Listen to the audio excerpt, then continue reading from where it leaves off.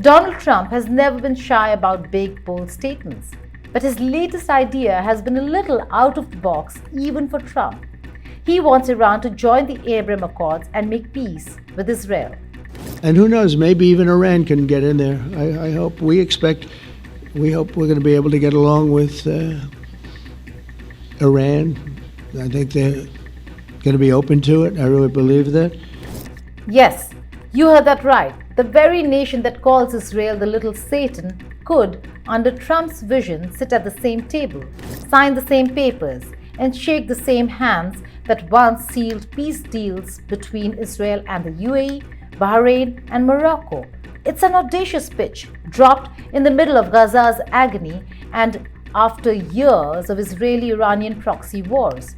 But can a country whose founding ideology is rooted in death to Israel really become its friend? Or is Trump selling a fantasy too wild to ever materialize? Hello and welcome. You're watching Statecraft with me, Geeta Mohan.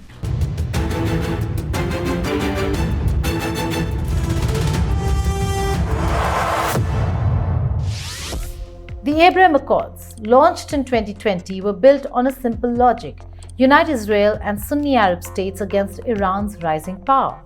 They were never meant to include Tehran. In fact, Iran was the very reason behind the Accords, the common enemy, the threat that forced Arab capitals and Tel Aviv into alignment. Tehran denounced them as betrayal, branded the signatories traitors, and doubled down on proxy wars from Lebanon to Yemen. And yet, Trump now floats the unthinkable, inviting Iran into a club designed to isolate it. Can decades of hostility, ideology, and bloodshed be erased by one deal? The Abraham Accords were Trump's signature diplomatic trophy in 2020. Israel got what it craved most: recognition, legitimacy, and normalization. The UAE and Bahrain broke ranks with decades of Arab consensus, signing deals in Washington with much fanfare. You have boldly confronted the tyrants of Tehran. You've proposed a realistic vision for peace between Israel and the Palestinians. And you have successfully brokered the historic peace that we are signing today, a peace that has broad support in Israel, in America, in the Middle East, indeed in the entire world.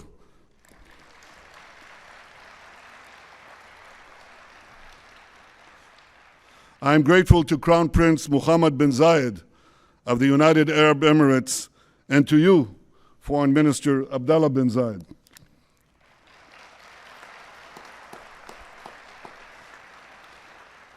I thank you both for your wise leadership and for working with the United States and Israel to expand the circle of peace. I am grateful to King Hamad of Bahrain and to you, Foreign Minister Abdul Latif Al-Zayani, for joining us in bringing hope to all the children of Abraham.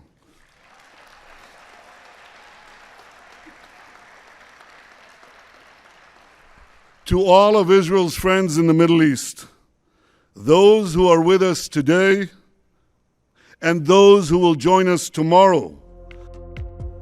Morocco followed with a big prize in return: US recognition of its sovereignty over Western Sahara. Sudan got pulled in with promises of debt relief and a way off Washington's terrorism blacklist. The State of Israel and the Republic of Sudan have agreed to make peace. This is for many, many years they've been at odds, to put it nicely, and to normalize their relations. This will be the third country where we're doing this, and we have many, many more coming. It's a very special deal. For much of recent history, the people of Sudan were ruled over by brutal Islamic dictatorships. It was the home of Osama bin Laden, a place of terror, genocide, and many other tragedies. Today, great people of Sudan are in charge, and new democracy is taking root, and the two people I have just mentioned are highly respected leaders, highly respected leaders.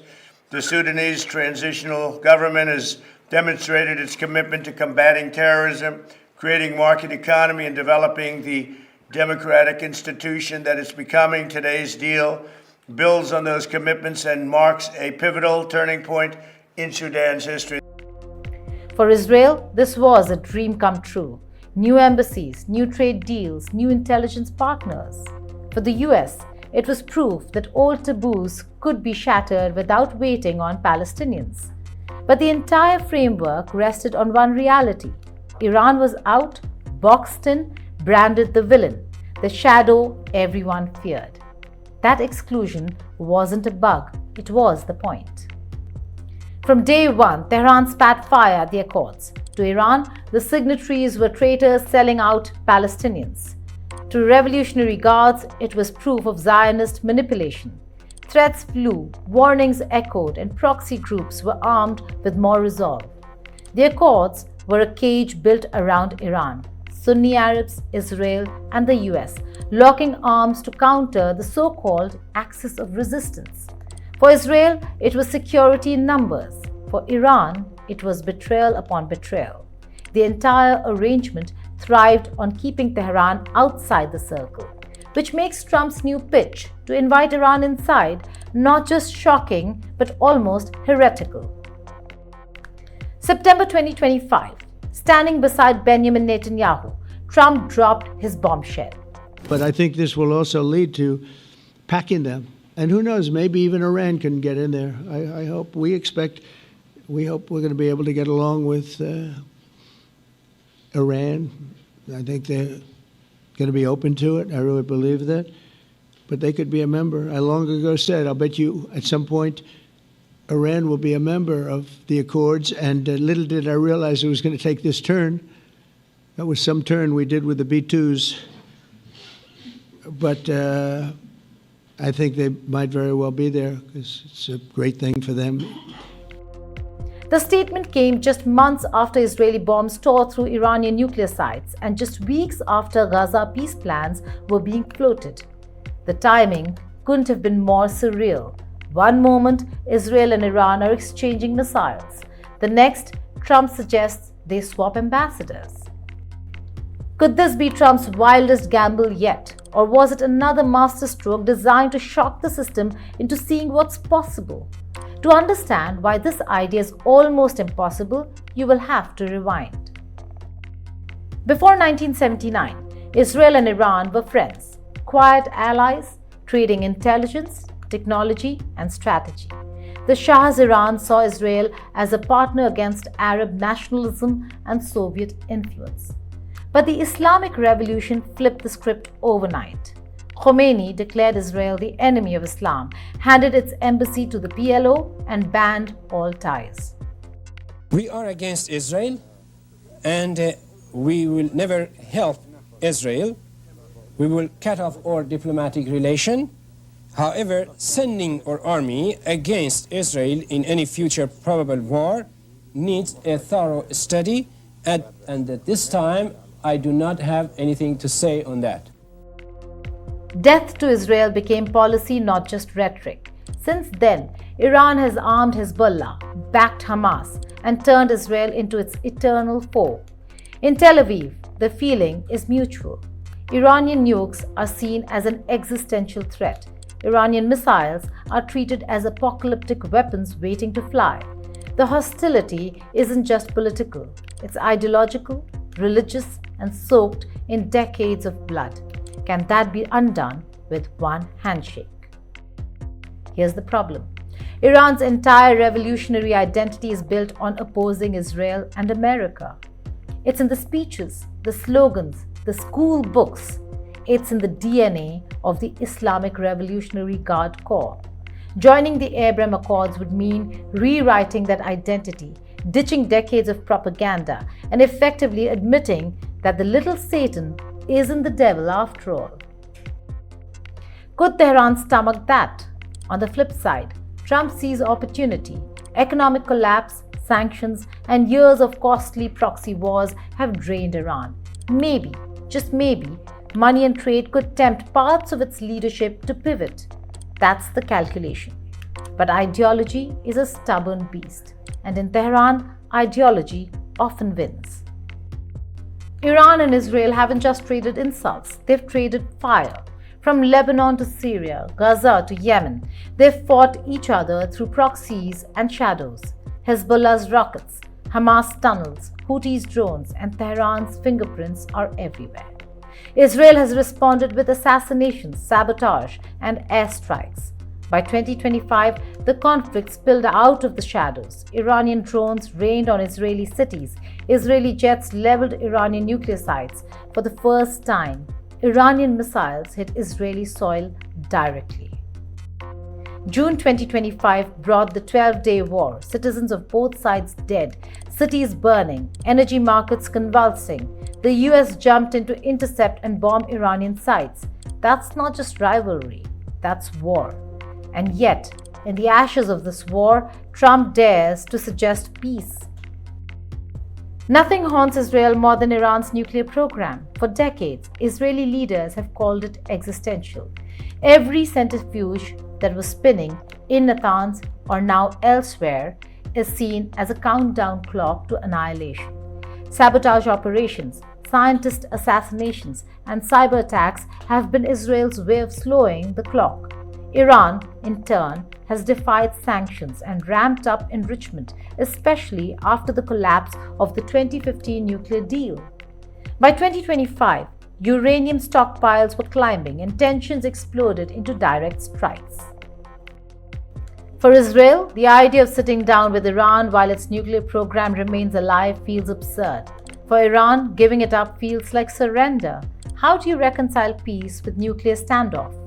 What makes Trump different is his appetite for spectacle. He thrives on the impossible. North Korea, he shook Kim Jong-un's hand. If Chairman Kim would want to meet, I'll be at the border. It's certainly, we seem to get along very well. I can tell you, we seem to get along. That's a good thing, not a bad thing. You know, for the stupid people that say, oh, he gets along. No, it's good to get along. It's good to get along because, frankly, if I didn't become president, you'd be right now in a war with North Korea. You'd be having a war right now with North Korea. And by the way, that's a certainty. That's not like maybe. And instead of that, instead of nuclear weapons being tested every day and instead of ballistic missiles and all of the things, we got our prisoners back, our hostages, they're back. NATO, he threatened to break it. I came in, I made a speech, and I said, you got to pay up. They asked me that question. One of the presidents of a big country stood up and said, well, sir, if we don't pay and we're attacked by Russia, will you protect us? I said, you didn't pay? You're delinquent? He said, yes, let's say that happened. No, I would not protect you. In fact, I would encourage them to do whatever the hell they want. You got to pay. You got to pay your bills. Now Iran, he's betting on the drama of the unimaginable. Picture it. Iranian diplomats in Tel Aviv, Israeli envoys in Tehran, Trump at the center, grinning, declaring himself the ultimate dealmaker. But reality isn't a TV script. Every missile fired and every child killed in Gaza, these are scars not easily erased. Trump's gamble is that spectacle can override history. The question is, can even Trump bend this much hostility into a handshake? For Iran to join the Abraham Accords, 3 mountains would have to move. First, ideology. Tehran would have to silence the chants of death to Israel that echo every Friday. Second, the Revolutionary Guard Corps. These power brokers thrive on anti-Israel militancy. They'd lose purpose and profit if peace replaced proxy war. Third, the nuclear issue. Israel won't shake hands while Iran enriches uranium. That means inspections, limits, maybe even dismantling key facilities. Add to that public opinion. Millions of Iranians taught for decades that Israel is their sworn enemy. The political risk is enormous. Could any Iranian leader survive that gamble? If somehow Trump pulled it off, the consequences would be earth-shaking. Israel and Iran on the same side? West Asia would flip upside down. Hezbollah and Hamas would be left hanging, their lifelines cut. Sunni Arab states would cheer or panic, depending on how much power Iran gains inside the Accords. The US would declare a historic victory. Russia and China would scramble to adapt. Energy markets would stabilize or explode in confusion. The Palestinian issue might even be forced back onto the table in ways nobody expects. But just as easily, the whole thing could backfire. Iran could join, stall, sabotage, and fracture the unity from within. Peace could be poison in disguise. That's the risk. Trump's idea isn't just another headline, it cuts to the heart of West Asian politics. Can decades of hate be undone by necessity? Can ideology bend to economics? Can enemies who bomb each other one month sit down for tea the next? The Abraham Accords were never meant to solve the Palestinian problem, but adding Iran would redefine the game entirely. It would either be the biggest diplomatic breakthrough of the century or the most spectacular failure in history. The stakes couldn't be higher. President Donald Trump has a knack for turning the unthinkable into headlines. His latest vision, inviting Iran into the Abraham Accords, is either genius or absolute madness. On paper, it could end decades of enmity, redraw alliances, and stabilize a region forever at war. In reality, it demands Iran rewrite its revolutionary identity, Israel trust its sworn enemy, and both sides bury nuclear fears and proxy wars. That's not a peace plan, that's a political earthquake. The enmity between Iran and Israel isn't just old, it's foundational. It has fueled wars, shaped doctrines, and claimed lives across generations. Trump says he believes it's possible, but belief is not enough. In geopolitics, they say there are no permanent enemies or friends, they're just permanent interests, and Iran's interests lie in ensuring that it stays on the side of Russia and China. They're never going to lose sight of that interest. So can Iran and Israel really become friends, or is this one handshake the world will never see? Thank you for watching Statecraft.